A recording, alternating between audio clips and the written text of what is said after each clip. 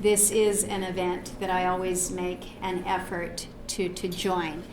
I do think I have attended every one since I became involved working with Senator Johnson on issues that I think are critically important to the health and well-being of so many. And when you have an opportunity to engage in some good, positive, constructive things, it is worthwhile to make that effort to do so. And I have been involved in this because I want to be part of an effort where we know that we can absolutely positively eliminate fetal alcohol spectrum disorders, that we can absolutely eliminate a disability that children are afflicted with, and we can do so through education.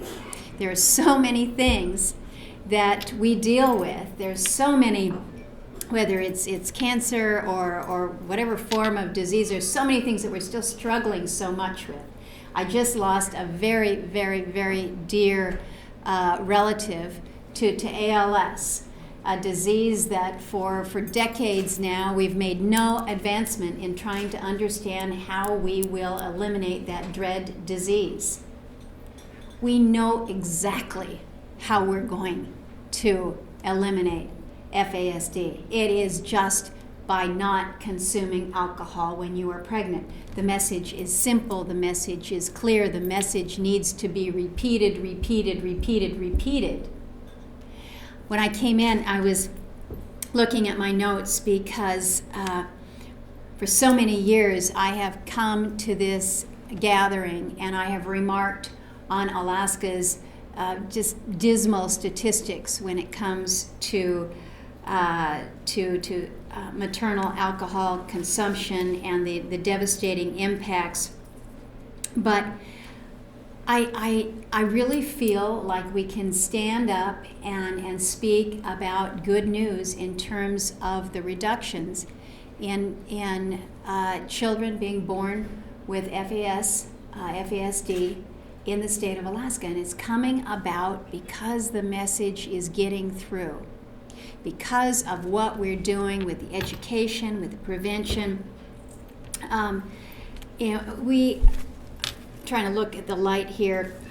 We had a federal state prevention and education effort in the early 90s, and then in the late 90s through 2006, kind of a second tranche around that. The rate among Alaska Native births decreased by 49%. 49%. You know, you think about what that means. It is huge. It is dramatic. Alaska's overall rate had dropped from 13.5 from 20. More, you know, we recognize that there is more that can be done. But when you're working on these initiatives where you feel like, wait a minute, we got the right message, but we're not seeing as good a results as we need, we do need to celebrate the successes. And it is thanks to so many of you in this room that we're seeing these positive results, these positive outcomes. Senator Johnson and I have again introduced our bill. We have done so jointly and in collaboration for a period of years. We will continue to push on this effort.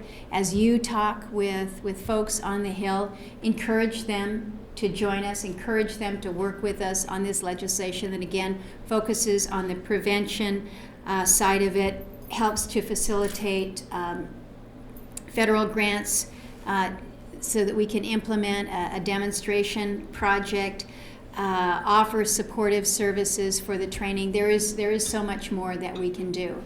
And together, I think we do make a difference.